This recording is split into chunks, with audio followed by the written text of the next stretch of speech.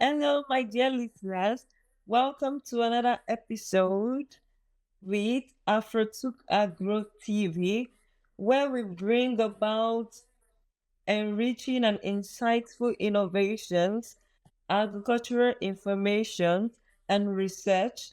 And thank you for joining me again on this episode. I remain your program host, Kayinsola Abajesude, and I am an agricultural economist and a researcher in Agdeniz University, Turkey. Thank you for joining in. So today, what we're going to be teaching about is how to overcome soil degradation in African agriculture. And as you all know, agriculture is not just a job or a profession. It is a way of life, and it is based for survival in Africa and even in the whole world, which is why we are researching and bringing up insightful and educative topics that can help our agriculture in African countries and other applicable locations. So, like I said today, we are going to be learning how to overcome soil degradation in African agriculture. And in this topic, we are going to be looking at the causes, the solutions, and the challenges that comes in applying the solutions. So first of all, what is soil degradation? Like I said, soil degradation is not just a problem for one particular country. It is what is facing a lot of African countries.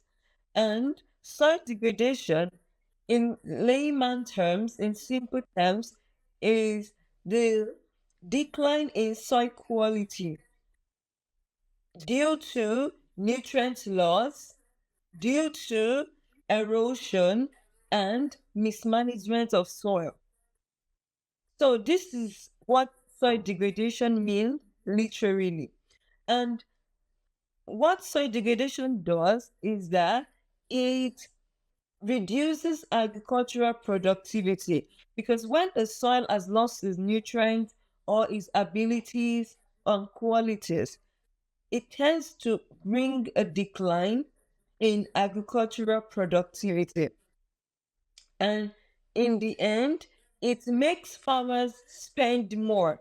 The resources they don't have, they have to spend more of it to continue production. Now, why is soil degradation a pressing issue? Why is it a problem that we have to address? Like I said, over 65% of Africans' arable land is degraded, which is leading to food insecurity. And as we all know, there is growing population, which is why our agricultural production also has to meet the growing population. Now, if the agricultural production is in any way lower compared to the growing population, there will be food insecurity, which is going to lead to loss of life and also malnutrition if care is not taken. So we have to see, which is this is why we have to see to it that soil degradation is being addressed, especially in our African countries.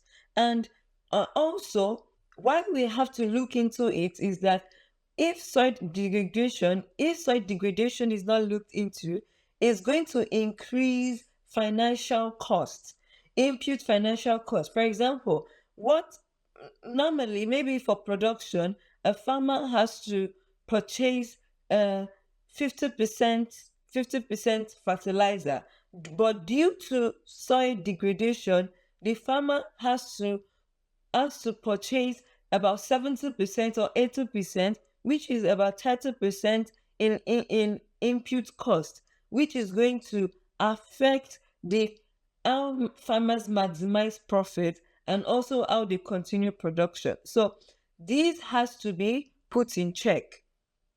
Now, so therefore, addressing soil degradation is very important, and it's very crucial to maintain agricultural production, to sustain agriculture, and also for soil conservation generally, and also for the environmental health. Now, what are the main causes of soil degradation? What are the main causes of soil degradation? Number one is erosion by wind and water. Erosion by wind and water. Now, when there is erosion in in areas where there are a lot of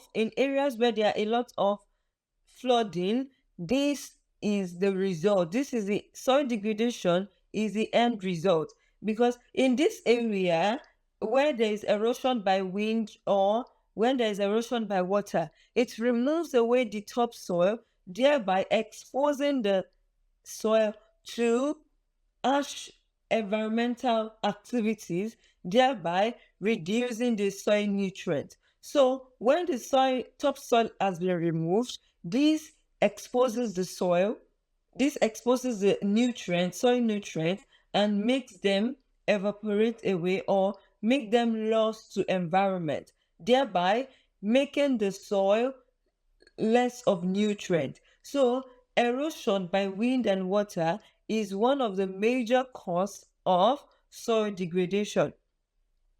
Another one is some agricultural activities, some traditional or some important agricultural activities. They cause soil degradation. For example, ash, deep tillaging. Deep tillaging leads to deep tillaging leads to soil degradation, whereby this process is whereby when farmers try to till the soil, try to maybe in the process of making ridges or in the process of digging or in the process of clearing the farm, they that is they tend to expose the soil and reduces the soil nutrient, thereby leading to soil degradation. So this excess tillaging leads to soil degradation. Also, farmers practicing monocropping. Monocropping leads to soil degradation. Monocropping is the process of planting just one crop year in, year out, thereby making, because the crop is only taken from the soil, not given to the soil. This leads to soil degradation, thereby, because the plant is just taken. This is like not a mutual relationship. This is just like a one-way relation, like parasitic kind of, because the soil is not giving back, the plant is not giving back to the soil, it's only taken. So thereby the nutrients is not being recycled. So monocropping is, and a lot of farmers in Africa practice monocropping, thereby exposing the soil to degrading. So monocropping is also one of the major cause of soil degradation. Another one is deforestation. Deforestation, because in the process of farmers trying to change their farmland, maybe after farming on a particular land, and they realize that, okay, my produce is not doing well on this farmland, therefore let me move to another land. They cut down trees, and this leads to soil degradation, and it causes major harm to the environment, which is why farmers has this, which is why we said some of the farmers and human activities lead to soil degradation. Also, cutting down of trees, maybe in the process of increasing our economic value in some areas in Africa, in a lot of areas in Africa, not just some.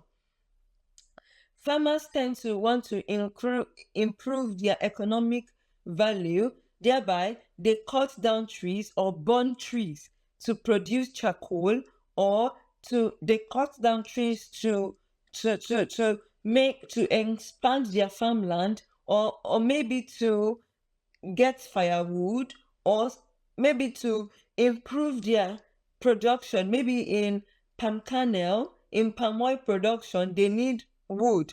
So thereby they cut down trees. And in this cutting down of trees, they expose the soil. They unbalance the ecosystem, thereby in thereby exposing the soil and making the soil degrade. So these are the causes of soil degradation. Another reason I have here is overgrazing compact soil, and also reducing water infiltration.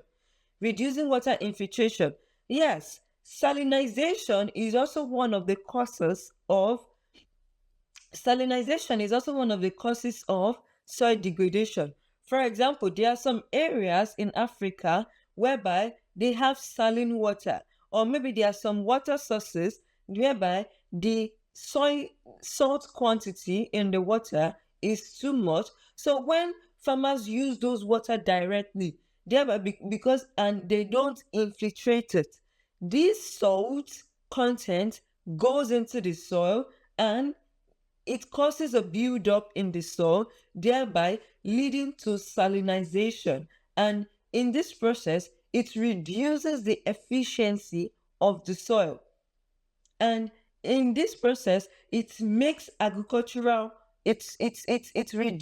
agricultural productivity, thereby leading to food insecurity. And when there's food insecurity, there is malnutrition and possible cases of death. So this soil degradation is very important, because soil to agriculture is very, very, very important, which is why we are bringing this topic, we are creating awareness about this topic, and now we have to look into how to provide solutions to all the possible cases, all the possible causes of soil degradation. Now, another last causes that I have here is climate change. Climate change increase, drought, and desertification. Now, we all know that climate change is on a roll, and it is creating a lot of havoc to agricultural activities. Now, so in the cases of climate change in Africa, it is increasing drought and also desertification, because when there is drought, it there is so much sunlight, and the soil becomes dry, and leading to desertification. So, which is why we are looking into this topic. And now, how does soil degradation affect productivity, agricultural productivity? One of the reasons I have here is that it decreases soil fertility and lowers crop yield. Now, because the soil is not fertile, the end result is that there will be lower yield. The yield that normally, maybe this year, when the soil fertility is a bit high, we have about 3 tons of maize. Now, the next production year, the soil fertility has decreased, and farmers use about the same amount of input cost, but they are getting lower yield. Therefore, these will cause shortage, and lead to agricultural shortage, and farmers will lose, and consumers will also not have enough. So, which is why soil degradation needs to be put in check. Another reason is that requires costly chemical fertilizers. Because the soil has lost its nutrients, we have to introduce chemical fertilizer to boost production. And this chemical fertilizer increases cost of production. The cost that we don't have we have to maybe get loans. Farmers will need to get loans to improve production, which is not sustainable. So this um, soil degradation increases input costs and production costs. Also, it makes land more vulnerable to extreme weather events because because the soil has been exposed, there is no nutrients in the soil is not resilient enough. We have it exposed. The extreme weather events from climate change will have adverse effect on the soil. So we have to look into this soil degradation as much as possible. Now, also, it reduces long-term profitability for farmers. It reduces long-term profitability for farmers. Now, also, let's look into another indirect effect, which is health problem.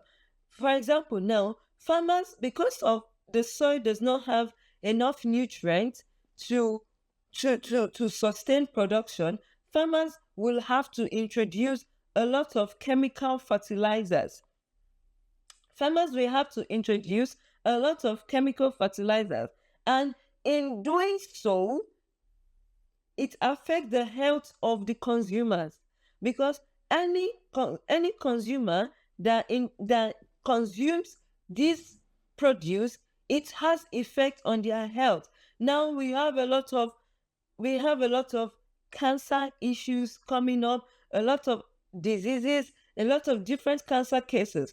This can be, if we look into these cases, we would see some relations to what we are consuming, which is why we cannot afford to continue to allow our soil to degrade because it has adverse effect, direct and indirect effect on agricultural production and human health and human environment generally. What are the sustainable practices for soil restoration?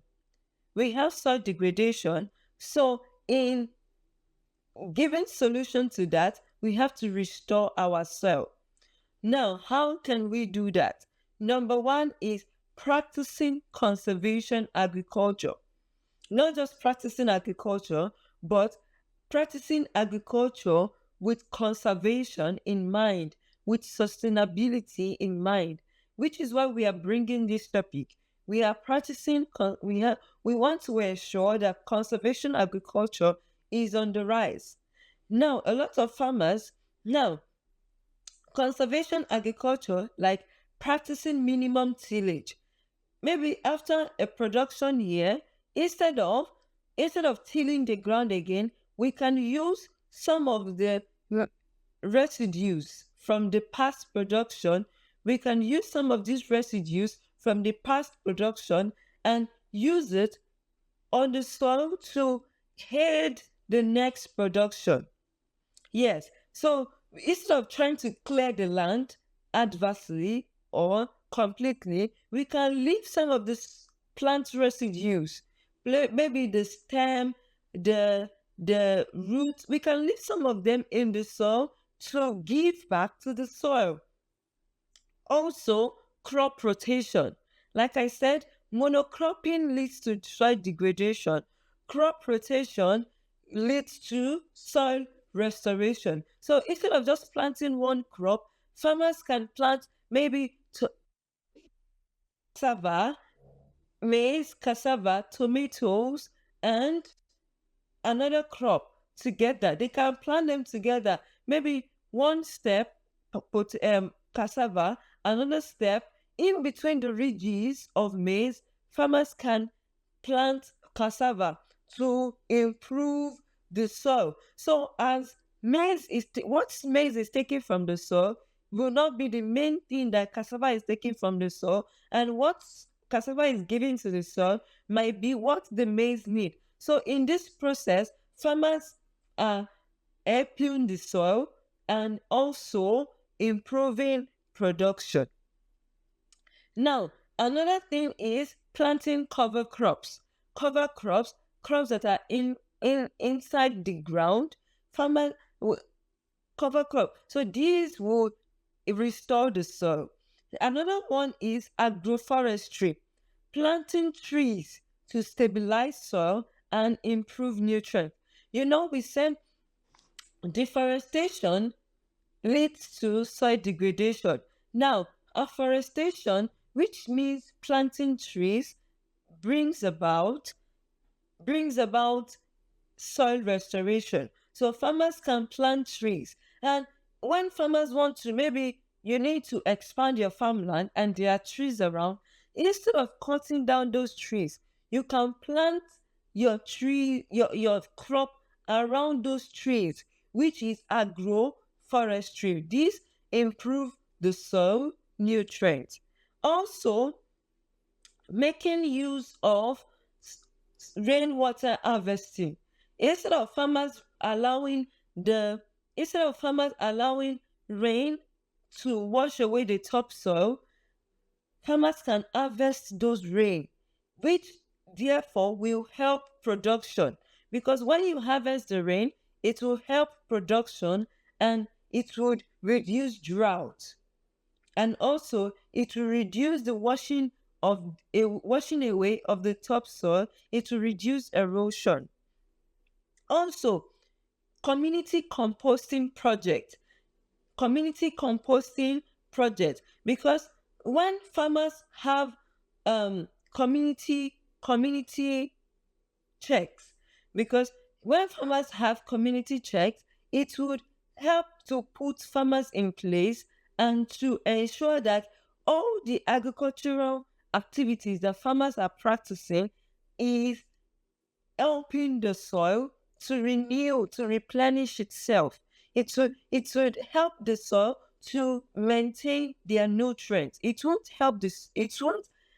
allow the soil to lose its nutrients. So farmers have to ensure that having community setup project will ensure will put the farmers on their toes to practice good and healthy agricultural practices.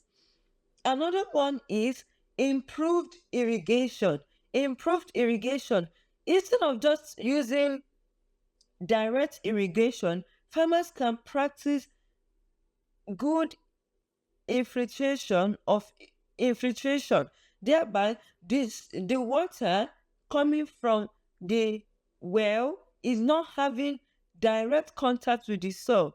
It is being infiltrated from excess salt content, thereby all the water that is being entering the soil is pure and full of nutrients. And also, when farmers harvest rainwater is very fresh. So when they harvest rain, it's going to help the soil take the a lot of nutrient that is required for it to replenish itself.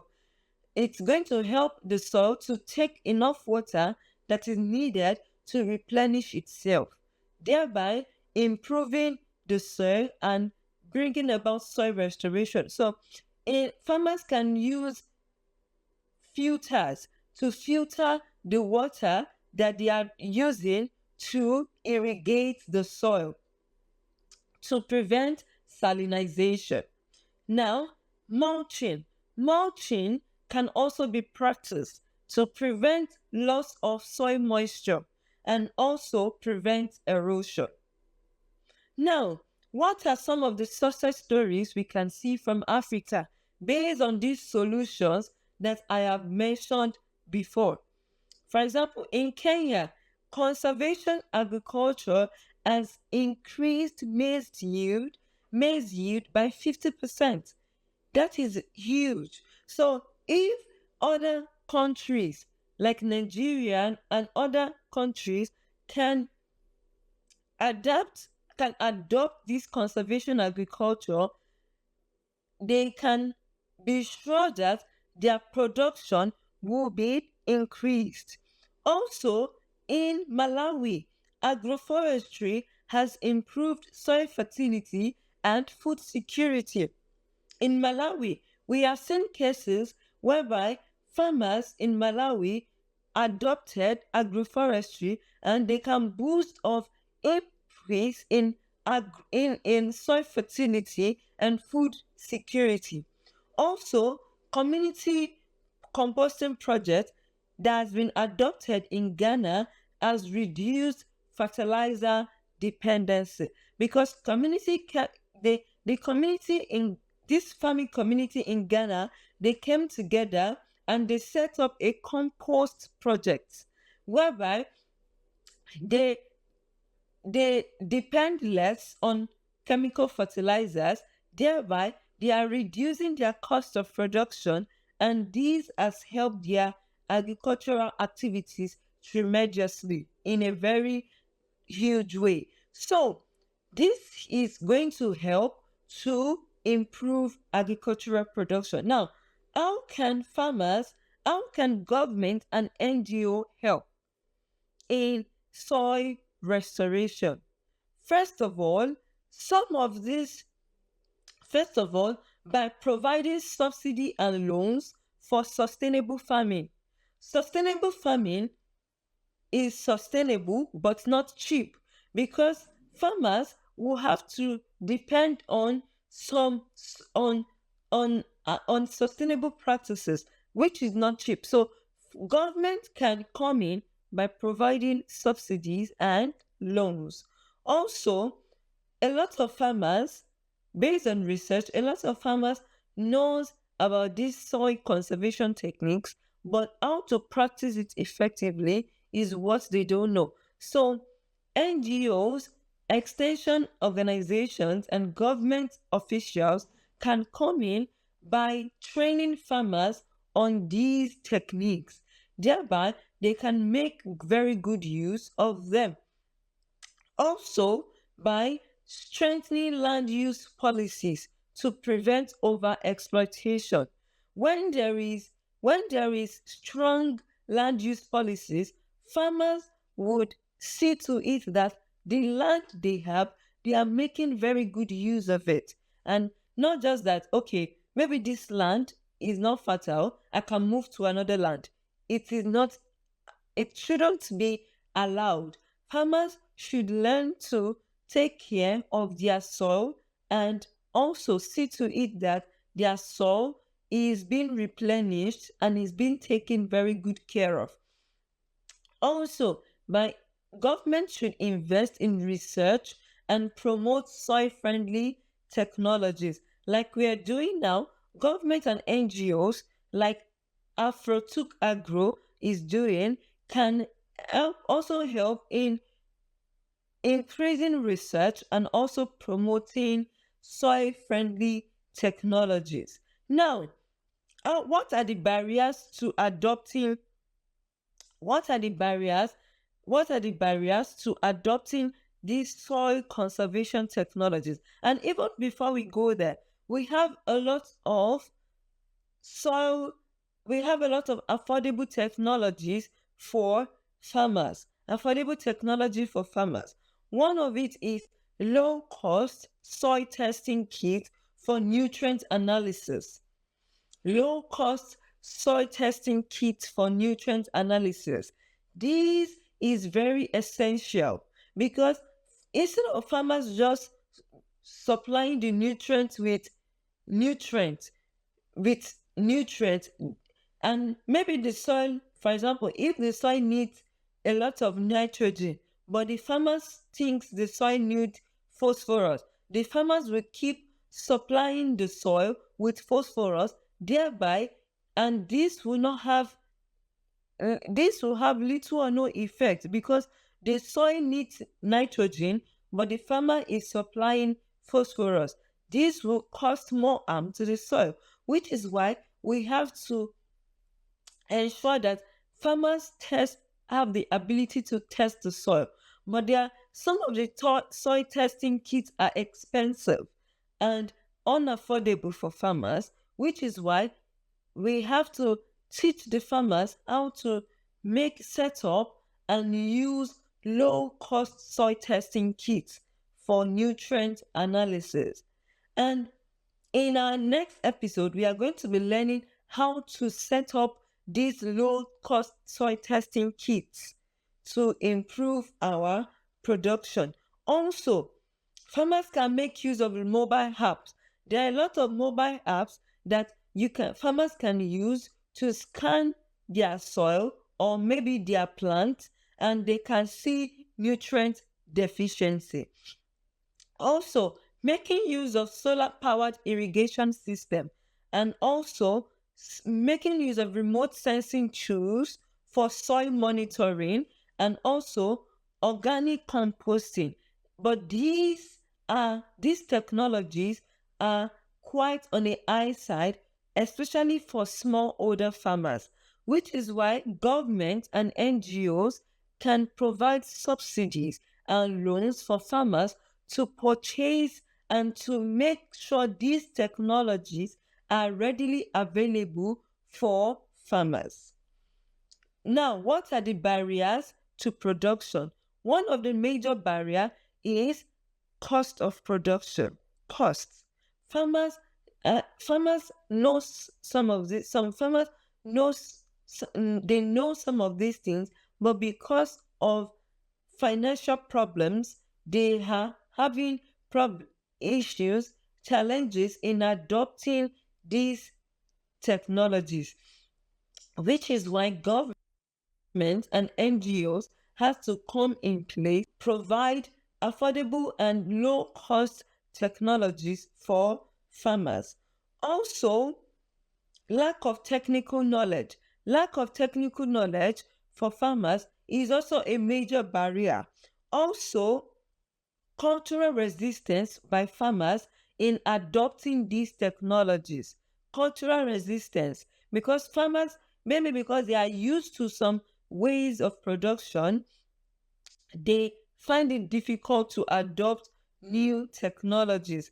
Also, and lastly, that I have here, weak land use policy. So, land use policy has to be strengthened to keep farmers on their toes to ensure maximum soil health.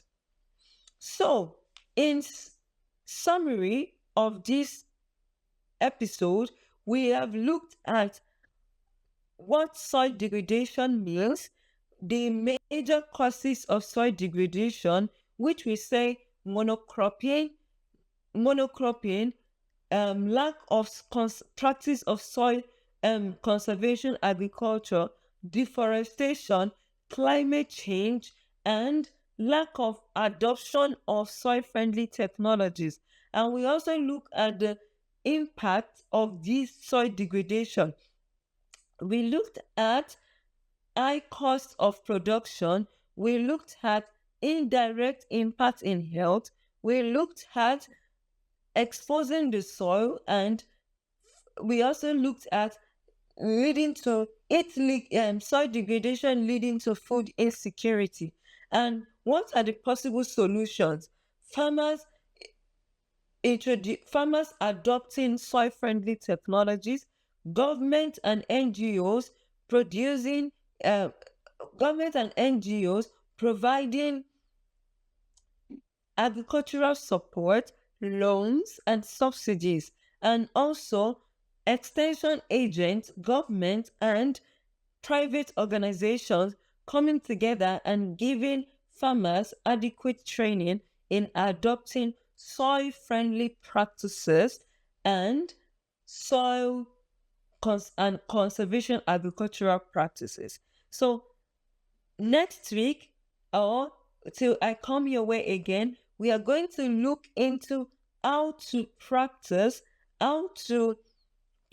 low cost soil testing kit for nutrient analysis to ensure maximum and efficient use of the nutrients available in the soil. Thank you once again for listening. I remain your host, Kayinsola Abajesude, and I hope you practice what is being taught, and I hope your agricultural production is being sustained and increased. Thank you. and stay safe.